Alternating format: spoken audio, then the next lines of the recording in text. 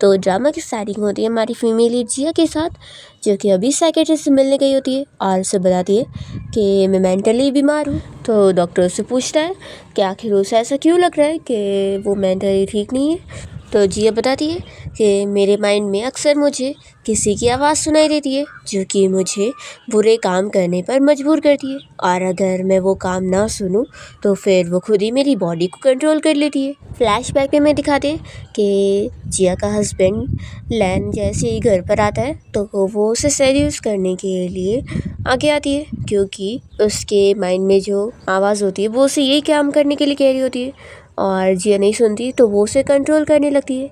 फिर यही सब याद करके जिया इस बारे में सब डॉक्टर को बता रही होती है कि कैसे फिर उसे बाद में ख्याल आता है कि उसने कितना गलत करी है, जो कि वो चीज़ करना नहीं चाहती थी। तो डॉक्टर पूछता है कि आखिर जिसकी भी वो बात कर रही है, जिसकी आवाज़ उसे आती है, तो वो क्या दिखाई देती है उसे।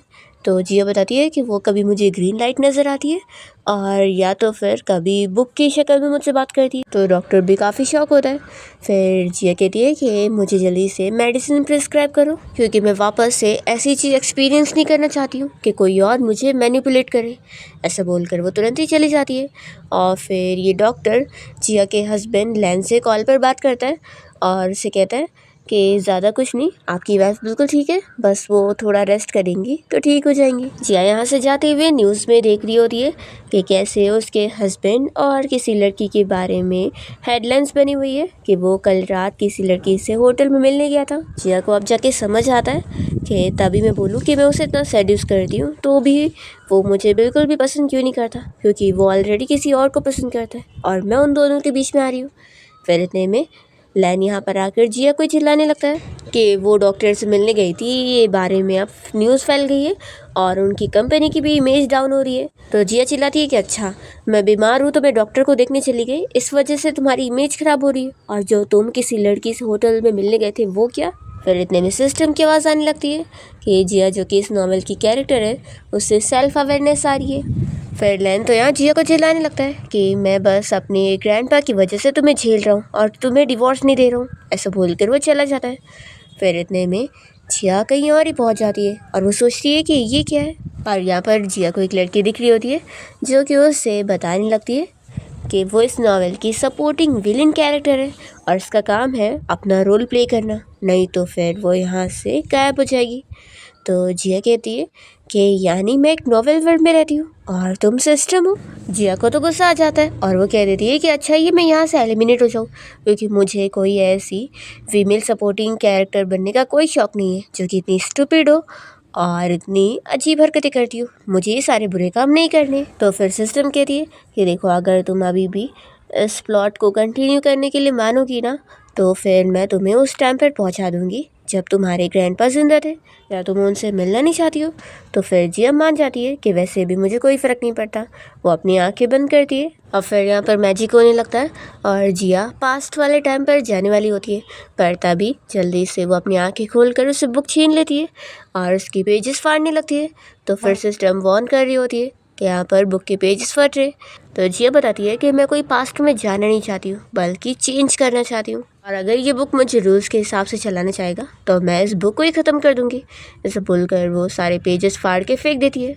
और फिर सिस्टम बताता है कि अब बुक के पेजेस फट गए, इसलिए सिस्टम अब एक न्यू स्क्रिप्ट जनरेट कर चुका है और अब पूरी स्टोरी ही चेंज हो चुकी है। फिर जिया वापस से रिबॉर्न हो जाती है और फिर जब होश आता है तो वो देखती है कि वो अपने ग्रैंडपा के साथ है और अब वो 18 ईयर्स की हो चुकी है। जिया तो उन्हें देखकर रोने लग जाती है और सोचती है कि फाइनली अब वो अपने ग्रैंडपा के पास आ गई जो कि उसका इतना ख्याल रखते थे। फिर वो याद करती है कि जब वो छोटी थी तो उसकी मॉम कैसे उसे अपने घर से बाहर निकाल रही थी और उसको कह रही थी कि उसके डैड अब इतनी यंग एज में मर गए तो वो उसे कोई पालने वाली नहीं है, वो यहाँ ऐसी ही रहेगी, और वो उसे छोड़कर चली जाती है। तभी यहाँ पर जिया को ग्रैंडपा मिल जाते हैं जो कि जिया को ऐसे बेसहारा देखते हुए उसे अडॉप्ट करने का सोच लेते और कहते हैं कि तुम्हारे पास घर नहीं है ना, अब मैं तुम्हें पालूंगा। अब जिया यहाँ ग्रैंडपा को देखते हुए सोचती है कि पिछली लाइफ में ग्रैंडपा के ऊपर झूठा इल्ज़ाम लगाया गया था और उन्हें मारा गया था, लेकिन इस लाइफ में मैं अब उनके कल्प्रिट को ढूंढ के रहूँगी और अपनी ग्रैंडपा की एंडिंग को चेंज करके रहूँगी। फिर यहाँ जिया को अपसेट देखकर ग्रैंडपा उससे पूछने लगते हैं कि तुम्हें क्या हुआ है, क्या तुम्हें किसी ने बुली किया तो मुझे बताओ, मैं उसे तुम्हारे लिए सबक सिखाऊंगा। तो जिया कहने लगती है कि ग्रैंडपा, अगर मैं आपको कोई चीज़ बताऊँ जो कि बहुत ही लॉजिकल हो और एकदम पागलपन वाली बात हो, तो क्या आप मेरी बात पे बिलीव करेंगे। तभी यहाँ सिस्टम जिया को तुरंत ही वार्न करने लगती है कि वो इस बारे में किसी को भी नहीं बता सकती है कि वो लोग नॉवेल वर्ल्ड में रहते, नहीं तो ये सिस्टम का रूल तोड़ना हुआ। तो जिया को पता लगता है कि अभी भी सिस्टम उससे रूल कर रहा है और उससे उसकी बात सुननी पड़ेगी। फिर जिया नहीं बता पाती है और ग्रैंडपा उसे कहते हैं कि चाहे वो जो बोले वो उसकी सारी बात पे बिलीव करने वाले हैं। फिर जिया यहाँ मन में सोच रही होती है कि यानी इस दुनिया में सिर्फ मैं ही हूँ जिसे पता है कि हम लोग नॉवेल वर्ल्ड में, और किसी को पता ही नहीं। फिर वो अपने ग्रैंडपा से कहती है कि आप फिक्र मत करो, अगर कोई मुझे बुली करेगा ना तो मैं आपको सबसे पहले बताऊंगी। तो फिर वो कहते हैं कि ये हुई ना बात। फिर जिया यहाँ से जाने लगती है और तभी सामने जिया को शैन फैमिली का दूसरा ग्रैंडसन शियन नज़र आता है, जो कि हमारा मेन लीड है। जिया उसके बारे में सोच रही होती है कि वो शैन फैमिली का नाजायज़ बेटा है और पिछली लाइफ की स्टोरी के हिसाब से ये तो लैंड से इनहेरिटेंस भी छीनने वाला था, यानी ये कोई सिंपल बंदा नहीं है। वो उसे अच्छे से देख रही होती है और सोच रही होती है कि उसके बारे में ये भी रूमर है कि कोई भी लड़की उसे 3 सेकंड तक आँख में आँख डालकर देख नहीं पाती है। फिर जिया तो यहाँ पर 10 सेकंड तक देख लेती है तो बहुत ही खुश हो जाती है और यहाँ से फिर वो जाने लगती है। और वो तो बस फिर इसी सोच में होती है कि क्या ग्रैंडपा की मौत का क्या इसके साथ कुछ रिलेशन होगा, मुझे इस बारे में पता लगाना होगा। फिर हम देखते हैं कि शियन के डैड उसे ग्रैंडपा के पास लेकर आते हैं और उन्हें बहुत ही मनाने लगते हैं कि डैड प्लीज़ मेरे बेटे को आप ही पाल लो। तो फिर ग्रैंडपा कहते हैं कि तुम अपने नाजायज़ बेटे को मुझे देना चाहते हो पालने के लिए। तो शियन के डैड कहने लगते हैं कि आखिर ये आपका ग्रैंडसन है। तो फिर ग्रैंडपा मान जाते हैं और कहते हैं कि तुम जाके टेंपल में नील डाउन करो, तब तक मुझे इससे कुछ बात करनी है। तो फिर शियन के डैड यहाँ से जाते हुए उसे समझाने लगते हैं कि इस ओल्ड मैन को अच्छे से प्लीज़ करना, और वो ज़ोर से कहते हैं कि तुम अपने ग्रैंडपा की बात सुनो, और वो चले जाते हैं। और फिर यहाँ ग्रैंडपा शियन को तो बताने लगते हैं कि उन्होंने उसके और उसके डैड की सारी बातें अब सुन चुके हैं। शियन यह सोच रहा होता है कि कैसे उसके डैड ने उसकी मॉम को जहर देकर उन्हें मार दिए थे, और जब तक वो अपनी मॉम से मिला था तब तक बहुत लेट हो चुकी थी और उसके मॉम के मुंह से खून आ रहा था। अब शियन यह सोच रहा होता है कि शैन फैमिली की इनहेरिटेंस लेके ही वो अपनी मॉम का बदला ले पाएगा, इसलिए वो यहाँ पर आया है। फिर वो ग्रैंडपा को मनाने लगता है कि मैं यहाँ रुकना चाहता हूँ, तो प्लीज़ आप मुझे रख लो। फिर हम देखते हैं यहाँ जिया को, जो कि अपने रूम में सिस्टम से बात कर रही होती है और उससे पूछ रही होती है कि आखिर इस न्यू स्टोरी में मैं कैसे टाइप की पर्सन हूँ, क्या मैं बहुत ही स्ट्रेटेजिक और प्लानिंग वाली पर्सन हूँ।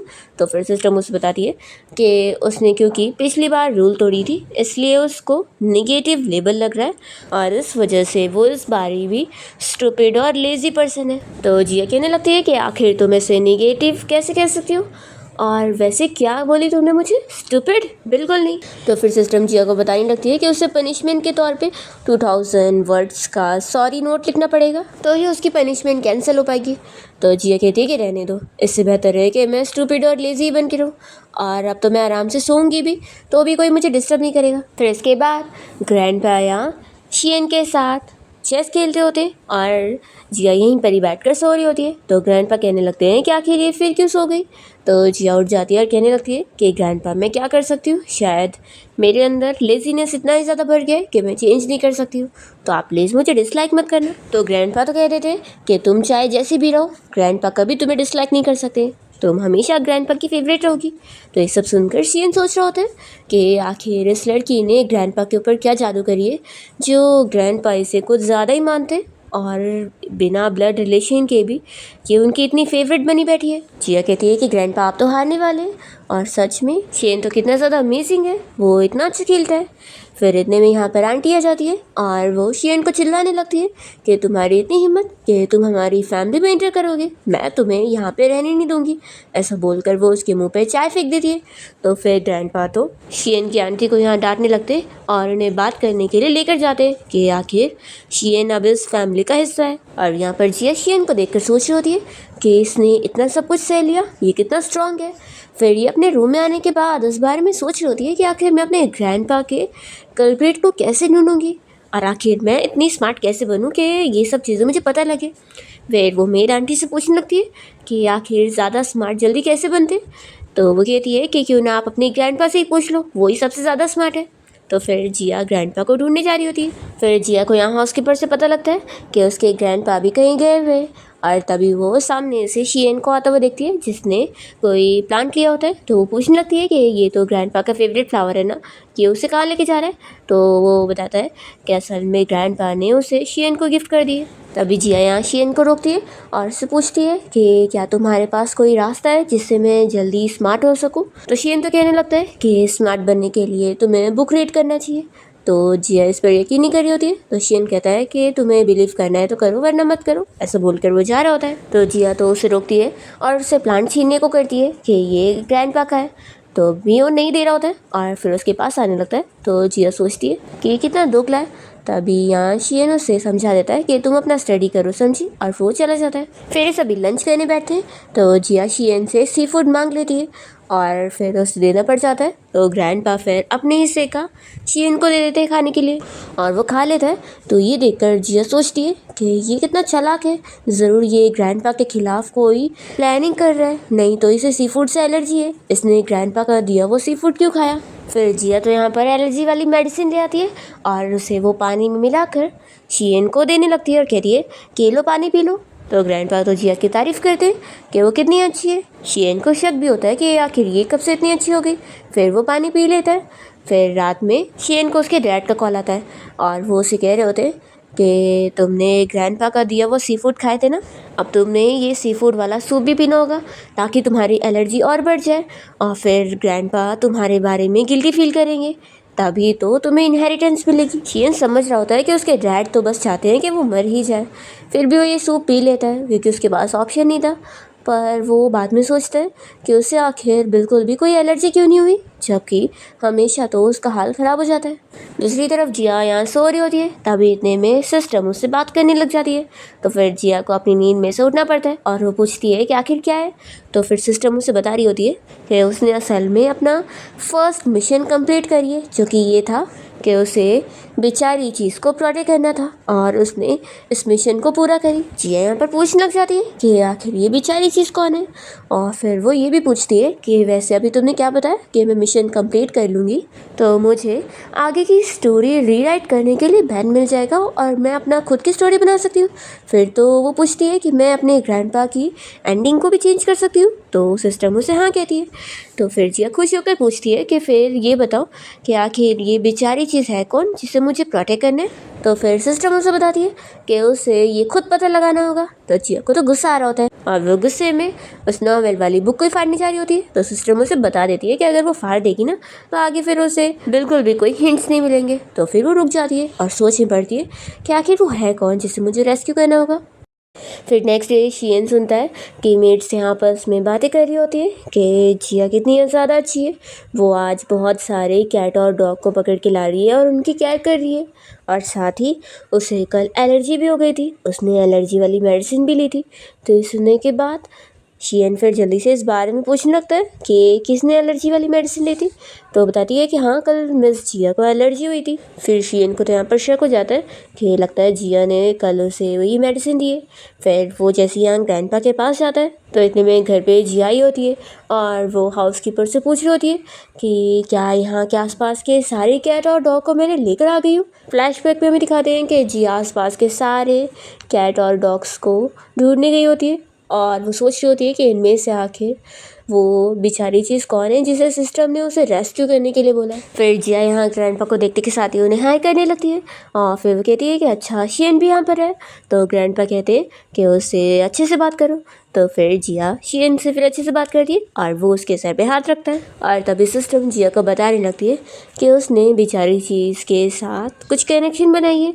ये सुनते के साथ ही जिया शॉक होती है और वो सोच में पड़ जाती है कि क्या यही वो बेचारी चीज़ है जिसे सिस्टम ने मुझे रेस्क्यू करने के लिए बोला है, इसे रेस्क्यू की ज़रूरत है। पिछली लाइफ में तो ये कितना ज़्यादा पावरफुल था, तो अब ऐसे कैसे हो गया। जिया को बिल्कुल यकीन नहीं आ रहा होता है और वो उसके पास जाकर सोच रही होती है कि क्या सच में ये वही होगा। पर इतने में जिया उसके पीछे से एक टर्टल को उठाने लगती है और सिस्टम उसी वक्त पे बता देती है कि कंग्रेचुलेशन, तुमने फिर से बेचारी चीज़ के साथ इतना अच्छा कनेक्शन बनाई। तो यहाँ पर जिया को फिर लग जाता है कि ये टर्टल ही वो बेचारी चीज़ है। तो वो खुश होकर उसे कहने लगती है कि अब से तुम मेरे बेस्ट फ्रेंड हो। फिर ग्रैंडपा मना करने लगते हैं कि इसे मत पालो, इसे तो अभी चोट भी लगी हुई है। तो जिया कहती है कि आप फिक्र मत करो, मैं इसे अपने प्यार से ठीक करने वाली हूँ। तो ग्रैंडपा कहते हैं कि इसे प्यार की नहीं बल्कि मेडिसिन की ज़रूरत है। तो जिया फिर हाउसकीपर को कहने लगती है कि आप डॉक्टर को कह दो कि मेरे बेस्ट फ्रेंड का अच्छे से वो ट्रीटमेंट करे और इसके लिए एक अच्छी सी ड्रेस भी बनाए। फिर ग्रैंडपा तो शियन को यहाँ पर प्लांट की देखभाल करना सिखा रहे होते हैं। फिर इतने में ग्रैंडपा को हाउसकीपर बुलाने आ जाता है कि उनसे कोई मिलने आए। तो फिर ग्रैंडपा शियन और जिया दोनों से कहते हैं कि तुम दोनों यहाँ फ्लावर्स का ध्यान रखो, और फिर वो अपना चले जाते हैं। तो जिया शियन से कहती है कि अब तुम प्रिटेंड करना बंद कर दो, अब तो यहाँ ग्रैंडपा भी नहीं है और तुम ना जहाँ से आए हो वहाँ वापस चले जाओ। तो शियन फिर उसे टर्टल लेकर उसे घुमा देता है और कहता है कि तुम सोचना भी मत कि मैं ऐसे जाऊँगा, और ऐसा बोलकर वो चला जाता है। तो जिया को फिर बहुत ही ज़्यादा बुरा लगता है अपनी टर्टल के लिए, और वो कहती है कि तुम सच में कितने इनह्यूमन हो। दूसरी ओर फिर हम देखते हैं कि सूजी यहाँ से मज़े में घूमते हुए जा रही होती है। तभी रास्ते में लैन अपनी कार से जाते हुए उसे देख लेता है और अपने असिस्टेंट को बाहर भेजता है उसे जिया को कार में बैठाने के लिए। तो फिर वो मना करने लगती है कि मैं लैन के साथ नहीं जाना चाहती हूँ। इतने में इन लोग के ऊपर कोई अटैक करने को करता है। तो फिर लैन गुस्सा करने लगता है कि जल्दी कार में आके बैठो, और यहाँ पर जिया बिल्कुल नहीं मान रही होती है। तो फिर लैन जल्दी से आकर उसे बेहोश करता है और अपने साथ लेकर जाता है। दूसरी ओर शियन अपने डैड के घर गया होता है और वो छुप कर उनकी बातें सुन रहा होता है, जो कि अपने गार्ड को चिल्ला रहे होते हैं कि वो लोग लैन को बिल्कुल यहाँ पकड़ के नहीं ला पाए। वो लोग बताते हैं कि वहाँ पर जिया आ गई थी और फिर तभी वो लोग साथ में चले गए। तो फिर शियन के डैड को शक हो जाता है कि कहीं वो दोनों साथ में मिले हुए तो नहीं है। एक काम करो, इस रिकॉर्डर को उस मिस जिया के रूम में लगा दो, ताकि जब पता लगे कि वो दोनों साथ में मिले हुए तो दोनों को ही मार देना। यहाँ पर शियन ये सब सुन चुका होता है। दूसरी ओर फिर जब जिया को होश आता है घर पे, तो उसके सामने यहाँ ग्रैंडपा भी खड़े होते, साथ ही में शियन भी और लैन भी, और इन लोग का तीसरा ब्रदर यानी कि लैन का कजिन चिंग्यू भी आया होता है। उसे देखते ही जिया पहचानती है कि पिछली लाइफ में लैन उसे इतना ज़्यादा गुस्सा था कि उसने ग्रैंडपा के फ्यूनरल में भी उसे आने नहीं दिया था, और उसने उसके सामने कितना जाके हाथ जोड़ी थी पर वो मान ही नहीं रहा था। पर तभी चिंग्यू वहाँ पर आया था और उसने जिया की हेल्प किया था उसे ग्रैंडपा को आखिरी बार दिखाने के लिए। फिर यही सब याद करके ये उसे देख ही रही होती है। तभी यू यहाँ पर ग्रैंडपा से कहने लगता है कि आखिर ये कौन आउटसाइडर है जिसकी आप इतनी ज़्यादा केयर कर रहे हैं। तो फिर ग्रैंडपा उसे चिल्लाने लगते हैं। तो जिया फिर ग्रैंडपा को शांत करती है कि जाने दो, चिंग्यू का कोई गलत मतलब नहीं है, वो असल में ऐसा ही है। असल में स्कूल टाइम में भी ये मेरे साथ ऐसे ही करता था, और मैं जब सबको बताती थी कि ये मेरा ब्रदर है तो ये तो मानने के लिए तैयार नहीं था, तो सभी मुझे झूठी कहा करते थे। ग्रैंडपा इस सुनने के साथ ही चिंग्यू को और चिल्लाने लगते हैं कि तुम इतने ज़्यादा ख़राब हो।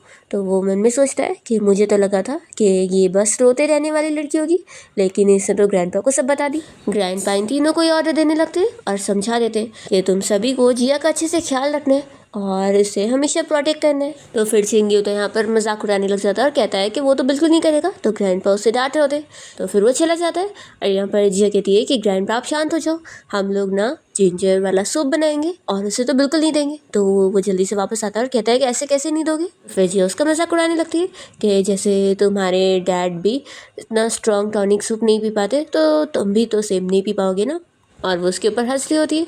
फिर इतने में यहाँ पर शियन के डैड भी आए होते, तो जिया मन में सोचती है कि ये बिल्कुल भी अच्छे नहीं है और ये उसे पता है। फिर वो कहने लगती है कि अंकल मैंने सुनी कि आप उस जगह पर जाते हैं ना जिसका नाम क्या है, क्लब।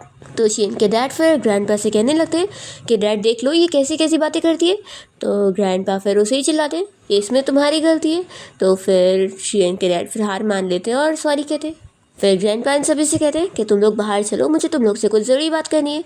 और फिर वो इन तीनों को समझाने लगते हैं कि मेरे तीनों ग्रैंडसन को मैं कुछ चीज़ सिखाना चाहता हूँ ताकि तुम लोग आगे चल के कोई प्रॉब्लम में ना फंसो, और ख़ास करके कोई ड्रग वाले इशू में तो बिल्कुल नहीं। और फिर ग्रैंडपा ने यहाँ हाउसकीपर को बोलकर इन तीनों के लिए 3 लड़कियाँ अरेंज करे होते हैं जो कि इनके पास आकर इन्हें सेड्यूस करेगी, और इनका टेस्ट है कि उन्हें अपने आप को कंट्रोल करना है। तो यहाँ पर शैन को तो बिल्कुल भी इन लड़कियों में इंटरेस्ट नहीं होता और बाकी 2 तो थोड़ा बहुत कंट्रोल नहीं कर पा रहे होते। तो फिर हाउसकीपर दोनों को समझाता है कि उन लोगों को नेक्स्ट टेस्ट के लिए और अच्छे से करना होगा, और शैन ने तो बहुत अच्छे से किया, तो वो उसकी तारीफ़ करके चला जाता है। फिर हम देखते हैं यहाँ पर जिया को जो कि अपने रूम में लेट कर गेम खेल रही होती है। तभी लैनो से मिलने आया होता है, तो जिया उसे देखकर गुस्सा होने लगती है और कहती है कि तुम यहाँ क्या कर रहे हो, निकले यहाँ से बाहर। तो फिर वो तो उसके पास ही आ रहा होता है। इतने में यहाँ पर शीन पहुंच जाता है और वो कहने लगता है कि ब्रदर ग्रैंडपा तुम्हें बुला रहे। तो फिर लैन यहाँ से बाहर चला जाता है और शीन जिया के पास आकर कहता है कि कहीं मैंने तुम्हें डिस्टर्ब तो नहीं कर दिया। तो फिर वो चिल्लाने लगती है कि बकवास मत करो। तो वो पूछता है कि लगता है तुम उस लैन को पसंद नहीं करती हो। तो जिया कहती है कि लेकिन इसका ये मतलब भी नहीं है कि मैं तुम्हें पसंद करती हूँ। तो फिर वो कहता है कि अच्छा फिर तो तुम चिंक्यू को लाइक करती होंगी। कोई बात नहीं, मुझे कोई फ़र्क नहीं पड़ता है। और ऐसा बोलते हुए वो बस उसके बैट के नीचे से रिकॉर्डर निकाल रहा होता है। वो तुरंत यहाँ से चला जाता है और जिया तो उस पर गुस्सा हो रही होती है। और फिर शीन यहाँ से जैसे ही जा रहा होता है तो उसके डैड उसे पूछने लगते हैं कि क्या वो लैन और जिया दोनों साथ में मिले हुए हैं। तो फिर शीन कहता है कि डैड मुझे तो लगता है कि दोनों के बीच में कोई दुश्मनी चल रही है, जैसे कि ये दुश्मनी पास्ट लाइफ से चल रही हो। तो अभी उसके डैड कह देते हैं कि इन पे नज़र रखे रहना। वो यहाँ से चले जाते हैं। फिर जियन ये बगिंग डिवाइस निकाल कर सोच रहा होता है कि आज मैंने इसे निकाल कर तुम्हें बस रिपे कराऊँ जो तुमने मुझे एलर्जी मेडिसिन वाला पानी दे दी थी। फिर हम देखते हैं कि जिया यहाँ पर अपनी पेंटिंग में लगी होती है और वो शीन के बारे में सोच रही होती है।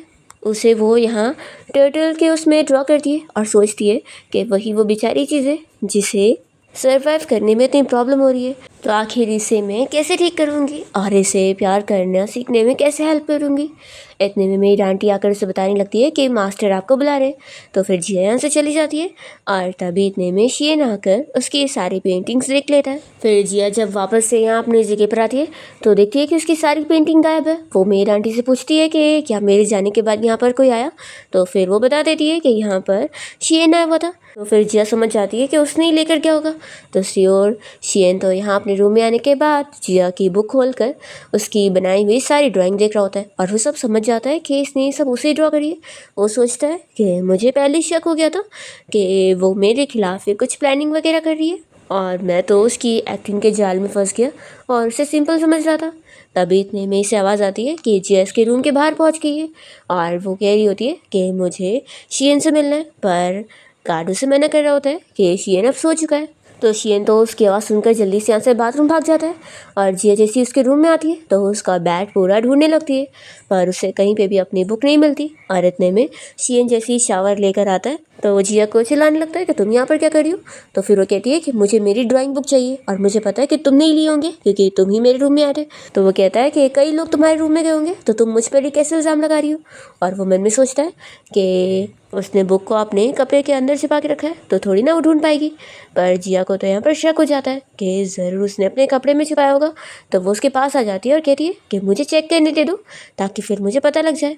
और वो जैसे उसे टच कर रही होती है तो यहाँ पर शीन उसे टच करने नहीं दे रहा होता है।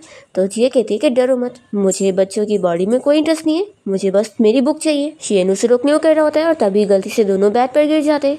और फिर यहाँ शीन खुद ही जिया को अपनी बॉडी टच कराने लगता है और कहता है कि तुम खुद ही देख लो क्या बुक मेरे पास है। तो फिर वो चिल्लाती है कि ये कैसी हरकत है और वो शाय होकर यहाँ से उसके ऊपर गुस्सा होते हुए भाग जाती है। फिर इसके बाद ग्रैंडपा इन तीनों को फिर से समझाते कि आज वो फिर से कुछ फीमेल मॉडल्स को बुलाने वाले हैं उनका वही टेस्ट करने के लिए। फिर नेक्स्ट डे जिया जब स्कूल गई होती है तो यहाँ पर एक लड़की उसे साइड में लेके जाती है बुली करने के लिए और जिया याद कर रही होती है कि पिछली लाइफ में भी ये हमेशा उसे बुली किया करती थी। फिर यहाँ पर वो उसे चाकू से डरा रही होती है तो जिया उसे चाकू लेकर खुद ही कोई मार लेती है और उसे चोट लग जाती है और तब खून आने लगता है। तो फिर वो लड़की तो डर जाती है और फिर यहाँ घर पे इन तीनों को पता लग जाता है कि जिया को स्कूल में बुली किया गया है। तो ये तीनों फिर जिया को प्रोटेक्ट करने जाने के लिए निकलते हैं और यहाँ पर शीन तो सबसे पहले जिया के पास पहुँचता है और उसे उठा के लेके जाने लगता है। तो जिया बेहोश होने का नाटक कर रही होती है और उसे बता देती है कि थोड़ा धीरे करो, ये नकली खून है नहीं तो फिर सभी को पता लग जाएगा। तो फिर वो भी शौक होता है कि सच में कितनी चालाकी है। फिर लोग जब हॉस्पिटल आ जाते हैं तो डॉक्टर भी ये देखने के बाद शौक होता है कि वो बिल्कुल ठीक है और ये सारी बस एक्टिंग थी। पर वो लड़की जिसने इसे मारने की कोशिश करी थी वो तो पूरा शॉक में चली गई होती है और ट्रॉमा में बैठी होती है। और यहाँ पर शीन, लैन और चिंग्यू तीनों ही यहाँ पर होते हैं उससे प्रोटेक्ट करने के लिए। तो जिया बेहोश होने का नाटक करते हुए इन तीनों की आवाज़ सुन रही होती है। फिर इतने में उस लड़की का भाई यहाँ पर आ जाता है जिया को चिल्लाने के लिए कि उसकी वजह से उसकी बहन शॉक में चली गई। तो लैन जल्दी से उसे पैर से मारता है और कहता है कि एक तो तुम्हारी सिस्टर ने मेरी सिस्टर को चाकू से मार कर उसे चोट पहुँचाई है और तुम यहाँ हमें बातें सुना रहे हो। तो जिया तो शॉक होती है और सोच रही होती है कि आखिर लैन कब से इतना बदल गया कि वो इसे इतना प्रोटेक्ट कर रहे हैं। फिर शीन जल्दी से जिया को उठाता है और कहता है कि चलो अब और बेहोश होने का नाटक करना बंद करो और हम लोग घर चलते हैं। और फिर उसे उठा के लेके जाता है। फिर इसके बाद जिया यहाँ ग्रैंडपा के पास पहुँच जाती है। ग्रैंडपा यहाँ उससे पूछते हैं कि क्या इससे पहले भी उसे स्कूल में बुली किया जाता था। तो जिया कहती है कि बिल्कुल नहीं ग्रैंडपा, मैं बिल्कुल ठीक हूँ। तो फिर ग्रैंडपा उसकी तारीफ़ करते हैं कि आज उसने बिल्कुल सही करी है। और फिर वो इन तीनों को ऑर्डर देने लगते हैं कि कल से तुम तीनों बारी बारी करके जिया को स्कूल छोड़ने जाया करोगे। तो फिर इन लोगों को मानना ही पड़ता है। और ग्रैंडपा ये भी बता देते हैं कि अब से शियन को छोड़कर बाकी 2 लोगों को अपना टेस्ट फिर से वापस से करना होगा। जब तक वो लोग अपने आप को कंट्रोल करना नहीं सीख लेते तो बेचारे तो शौक रह जाते हैं कि अब फिर से उन्हें उन लड़कियों को झेलना होगा। फिर नेक्स्ट डे जब जिया स्कूल के लिए रेडी हो जाती है तो जैसे ही वो बाहर आती है तो यहाँ पर लेन पहले से ही कार में उसका वेट कर रहा होता है और वो उससे बैठने के लिए बोलता है। तो जिया कहती है कि जब तुम खुश नहीं हो तो फिर तुम ग्रैंडपा को मना कर दो। तो लेन कहता है कि अगर तुम्हें कोई प्रॉब्लम है तो जाओ तुम ही ग्रैंडपा को मेरे बारे में कंप्लेन करो ताकि वो मुझे पनिशमेंट दे। तो जिया कहती है कि मैं एक ही शर्त पे कार में बैठूंगी, जब तुम मुझे बोलोगे कि प्रिंसेस कार में आके बैठो तो ही। तो फिर लेन को मानना पड़ जाता है और वो जिया को बोल देता है। तो फिर वो जाके कार में बैठती है। फिर जिया तो कार में बैठने के बाद लेन से बहुत ज़्यादा ही शर्तें रखने लगती है कि अब वो उसे स्कूल छोड़ने जा रहा है तो अगली बार वो ऐसी नॉर्मल सी कार में नहीं जाना चाहती है या फिर वो एयरप्लेन में बैठ के जाना चाहती है। तो फिर वो इसके लिए मान जाता है। तो जिया दूसरी चीज़ कहती है कि और हाँ मुझे पॉकेट मनी भी चाहिए। तो फिर वो उसे 1 मिलियन का कार्ड देने लगता है। तो इतने कम पैसे देखकर जिया सोचती है कि तभी तो पिछली लाइफ में ये मुझे डिवोर्स देने के लिए मान ही नहीं रहा था, लगता है ये डरा हुआ था कि मैं इसकी प्रॉपर्टी इसे छीन के लेकर जाऊँगी। फिर लोग जैसे स्कूल तक पहुँच जाते हैं तो कार से निकलते ही लैन जिया से कहने लगता है कि मैं तुम्हें क्लासरूम तक छोड़ देता हूँ क्योंकि ग्रैंडपा ने ऑर्डर दिए। तो जिया उसे फेंक कर देते हुए अपना बैग पकड़ाती है और कह रही है कि लगता है तुम्हें बड़ा ब्रदर बनने आता ही नहीं है। एक बड़े ब्रदर को अपनी सिस्टर का बैग भी उठा के लेके चलना चाहिए। तो लैन भी चिल्लाने लगता है कि कोई छोटी सिस्टर भी तुम्हारी तरह नहीं होती है जो कि अपने ब्रदर से ऐसे रूडली बात करे और उससे ब्रदर तक ना बोले। फिर जिया उससे बैग छीन कर ले लेती है और उसका कपड़ा गंदा हो जाता है। तो यहाँ पर फिर असिस्टेंट कपड़ा दे रहा होता है लैन को साफ़ करने के लिए। तो जिया मना करती है और कहती है कि अगर तुमने इसे क्लीन करे ना तो मैं ग्रैंडपा को बता दूंगी और तुम्हारे बारे में कंप्लेन करूंगी। तो फिर वो रुक जाता है और इतने में जिया की कुछ क्लासमेट यहाँ पर आ जाती है और उससे पूछती है कि क्या ये तुम्हारा ब्रदर है, ये कितना अच्छा है जो तुम्हें स्कूल तक छोड़ने आए। तो जिया कहती है कि नहीं तो मैं तो इसे ज़्यादा जानती भी नहीं हूँ। फिर इसके बाद जिया को प्रिंसिपल ऑफिस में बुलाया जाता है और यहाँ पर शाओ की मॉम आई होती है इसे चिल्लाने के लिए और वो कहती है कि तुमने मेरी बेटी को इस तरीके से बुली करी कि वो इतना शॉक में चली गई है।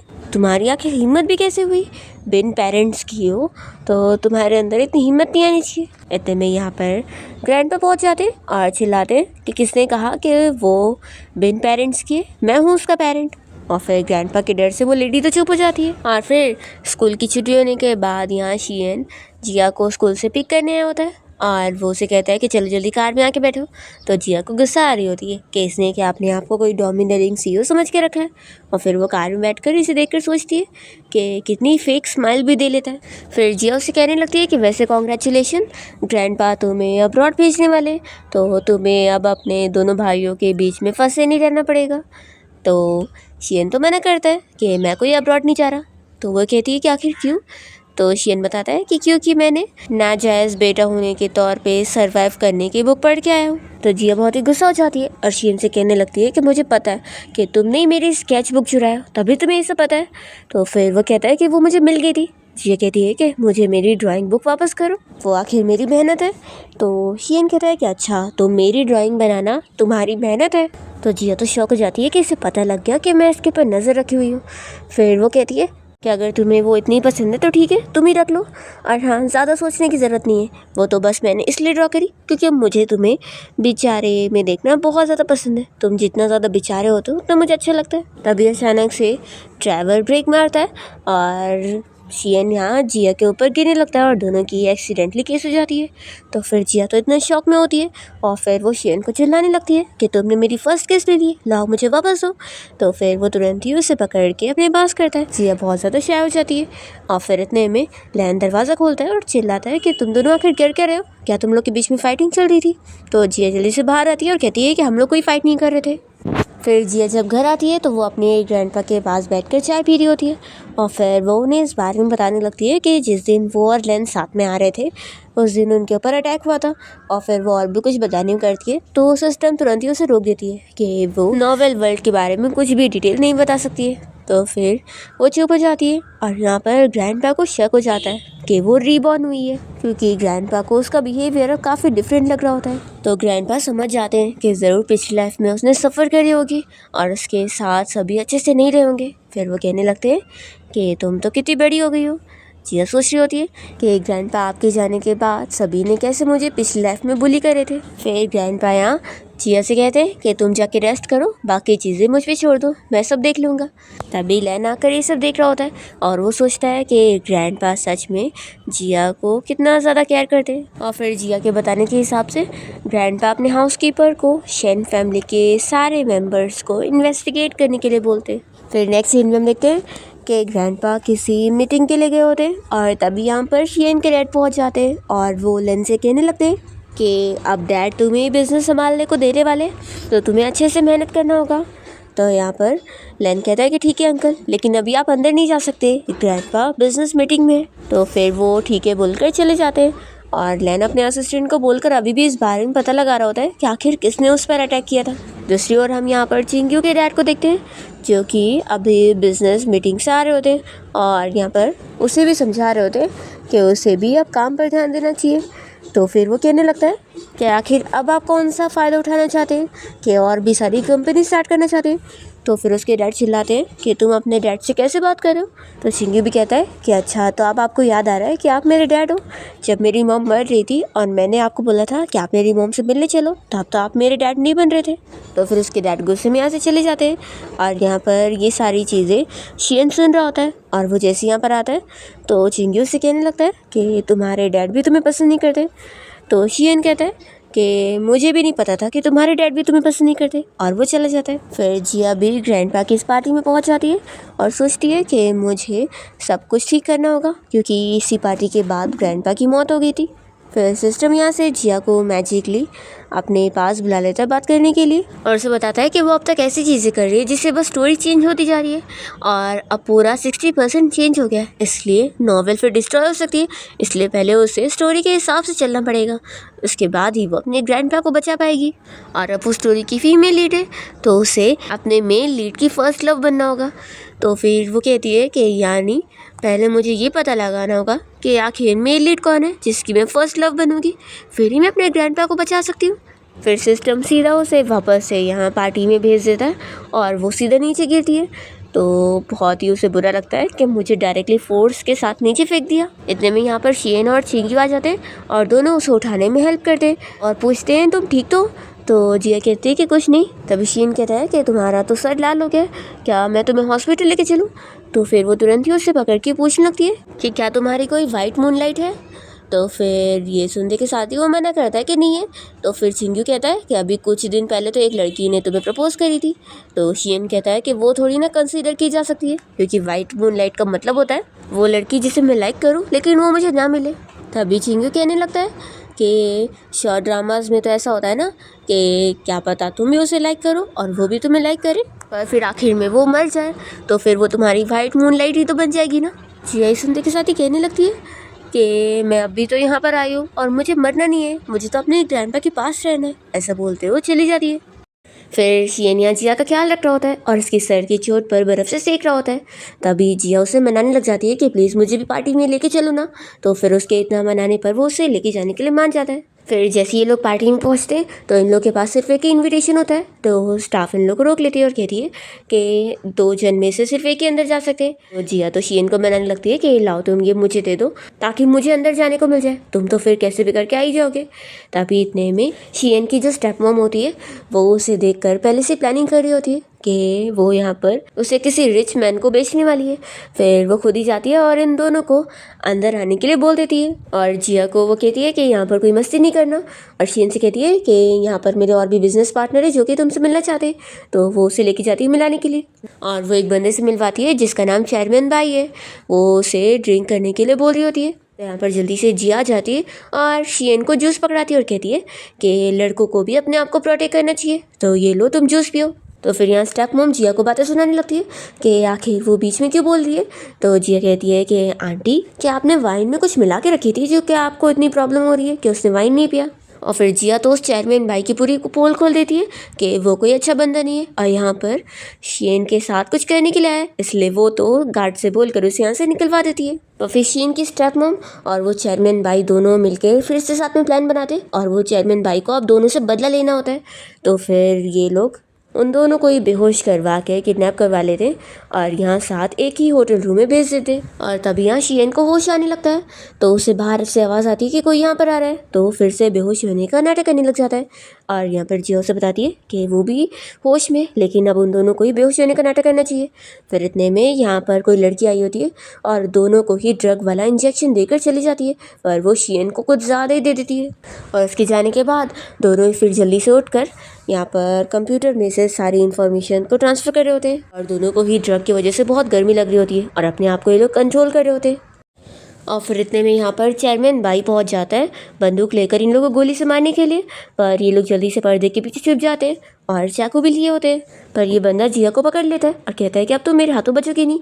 तो जिया जल्दी से बहाना करती है कि अब वो अपने आप को और नहीं कंट्रोल कर पाएगी और वो जल्दी से जाकर उसके सामने शीन को किस करने लगती है। और फिर सिस्टम यहाँ जिया को इस बारे में बताता है कि शीन का दिल जीतने की जो परसेंट थी वो पूरी 30% बढ़ गई है और वो स्टोरी कंप्लीट करने के मिशन में और आगे बढ़ चुकी है। फिर जिया तो खुश हो जाती है और फिर यहाँ शीन मौका देखकर उस चेयरमैन भाई को मार के बेहोश कर देता है और फिर इन दोनों की हालत ख़राब हो रही होती है। पर तभी टाइम पर यहाँ लैन और चिंग्यू दोनों पहुँच जाते हैं और इन लोग को लेकर जाते हैं। फिर इसके बाद जब ग्रैंडपा को पता लग जाता है कि जिया को और शीन को वैसे बुली करने के पीछे स्ट्रैप मॉम का हाथ था, तो फिर ग्रैंडपा बहुत ज़्यादा गुस्सा होते हैं और उन्हें यहाँ पुलिस से अरेस्ट करवा देते हैं। फिर फाइनली जब जिया को होश आता है तो यहाँ पर ग्रैंडपा और बाकी तीनों इसके होश में आने का इंतज़ार कर रहे होते हैं और वो बताती है कि वो अभी बिल्कुल ठीक है।